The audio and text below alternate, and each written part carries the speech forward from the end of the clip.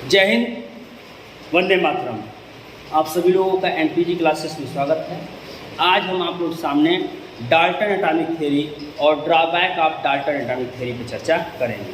हम बात करने जा रहे हैं परमाणु सिद्धांत, डाल्टन का परमाणु सिद्धांत। डाल्टन का परमाणु सिद्धांत बोलते हैं डाल्टन एटॉमिक थियरी।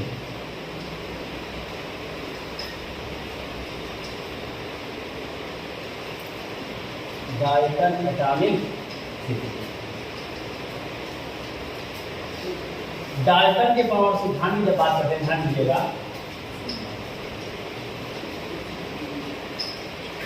इनका जन्म 1766 को हुआ था।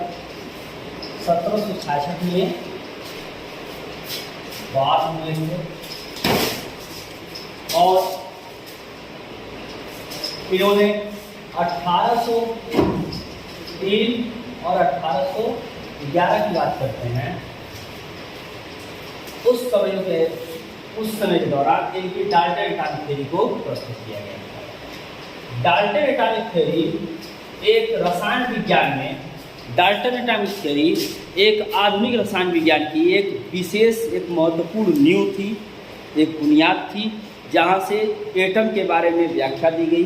फिर एटम के फर्दर जो पार्टिकल होते हैं उनके ऊपर चर्चाएं की गई। ये सारी चीज़ें एटम के आधार पर बात की गई। यहाँ 1803-1811 की हम बात करते हैं। डाल्टन ने जो एटॉमिक थ्योरी प्रस्तुत की थी, एक बात ये रखिएगा कि ये पहले व्यक्ति थे जो अलग अलग परमाणुओं के मास या द्रव्यमान का भी निर्धारण इन्होंने किया था। First person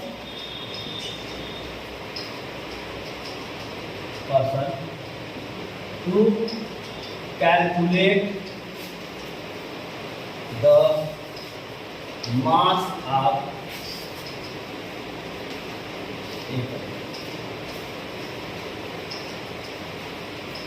masses. तो पहले व्यक्ति थे जो परमाणु के द्रव्यमान का निर्धारण करने पे उन्होंने विचार किया, निर्धारण करने का काम किया। यहाँ सबसे पहले डाल्टन एटॉमिक थ्योरी कहती क्या, इस बात को ध्यान दीजिएगा। According to Dalton atomic theory, परमाणु सूक्ष्मतम अविभाज्य कण है जो किसी भी रासायनिक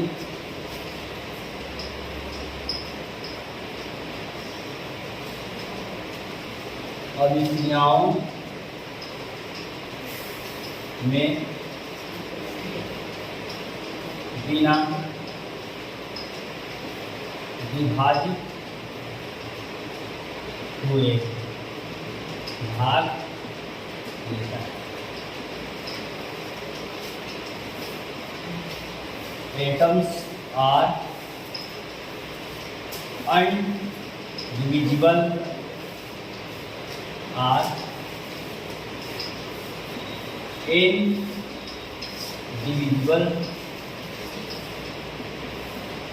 particles which take part any chemical combination।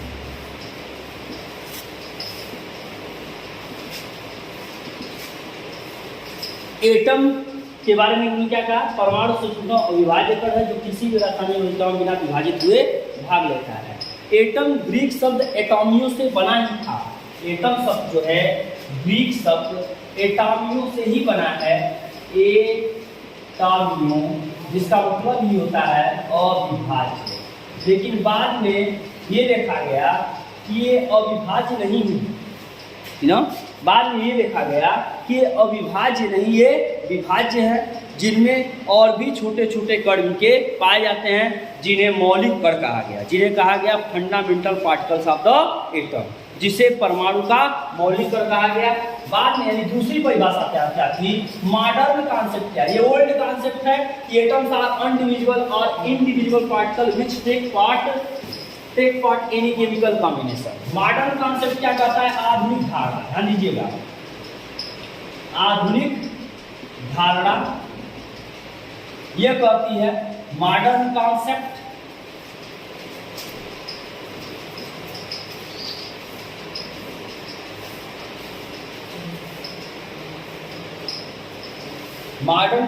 ये कहता है atoms are divisible and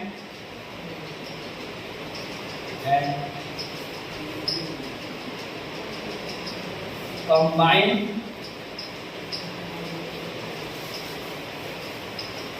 in chemical reaction by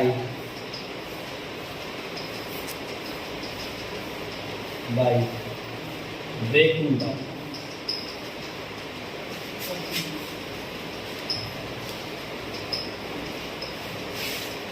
परमाणु विभाज्य है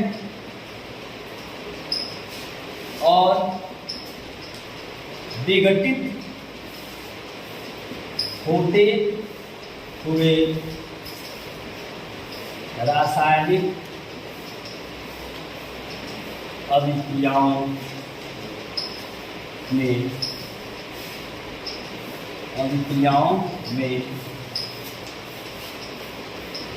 भाग लेते हैं। पहले क्या कहा गया, परमाणु सूक्ष्मतम अविभाज्य कण है जो किसी भी रासायनिक अभिक्रिया में बिना विघटित हुए भाग लेते हैं, बिना विभाजित हुए भाग लेते हैं। और दूसरा कॉन्सेप्ट क्या कहता है कि परमाणु विभाज्य है और विघटित होते हुए रासायनिक अभिक्रियाओं में भाग लेते हैं। कुछ ही परमाणु, सभी परमाणु स्वतंत्र अवस्था में नहीं रह सकते, कुछ परमाणु स्वतंत्र अवस्था में रहते हैं, ये भी ध्यान दीजिएगा। सभी परमाणु स्वतंत्र नहीं होते,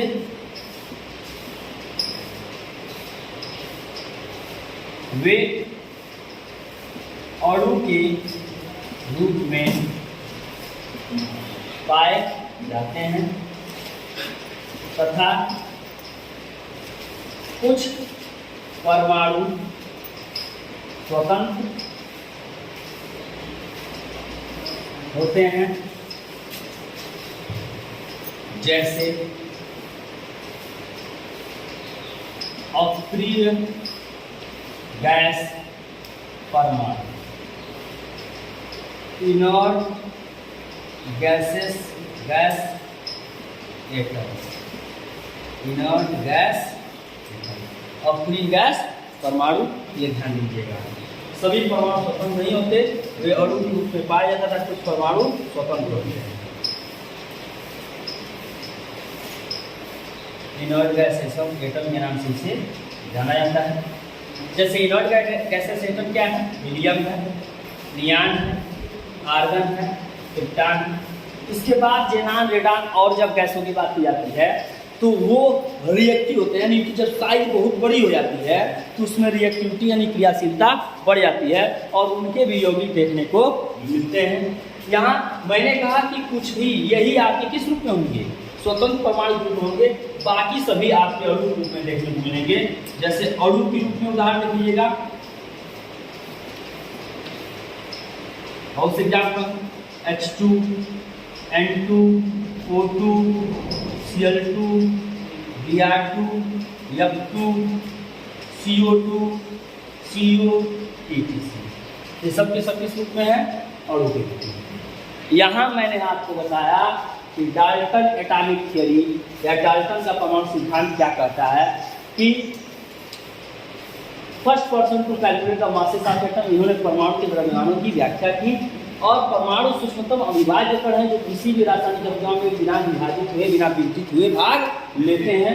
ये विघटित नहीं होगा, भाग कैसे लेगा। दूसरी बात, अगर वो अविभाज्य है तो इसके अंदर और इसके फर्दर जो पार्टिकल कैसे पाएगा, इलेक्ट्रॉन प्रोटॉन न्यूट्रॉन कैसे मिले, ये सारी चीज़ें जो थी डाल्टन के प्राचीन धारणा जो ओल्ड कॉन्सेप्ट था उसको ये गलत साबित करती हैं।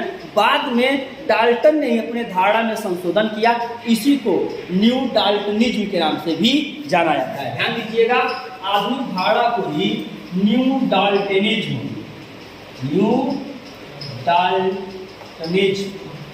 के नाम से भी जाना जाता है।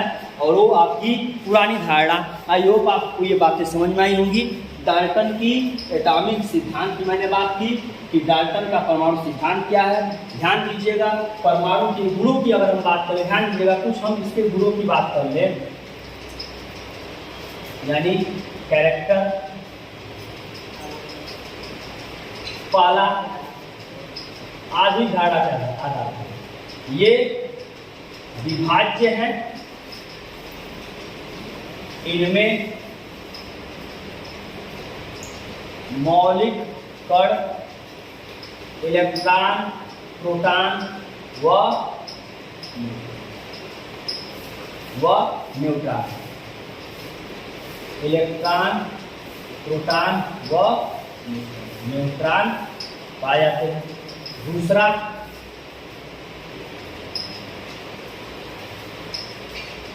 सभी परमाणु स्वतंत्र अवस्था में नहीं होते। तीसरा, ये देखिएगा, सभी परमाणु स्वतंत्र अवस्था में नहीं होते, ये अणु के रूप में पाए जाते हैं।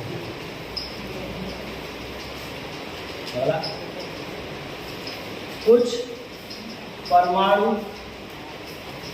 स्वतंत्र अवस्था में पाए जाते हैं, कुछ परमाणु स्वतंत्र अवस्था में पाए जाते हैं। चौथा, परमाणु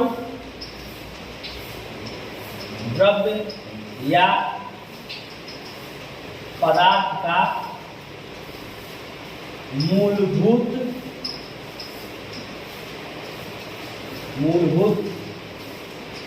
सूक्ष्मतम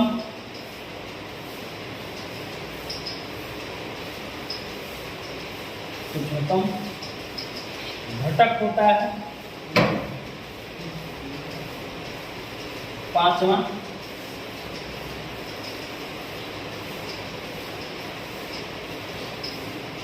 अलग अलग परमाणुओं के परमाणु क्रमांक व द्रव्यमान भिन्न भिन्न होते हैं। और छठवां,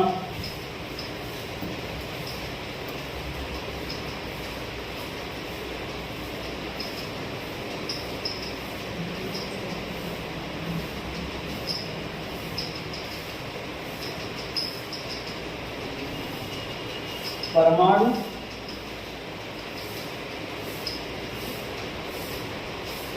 का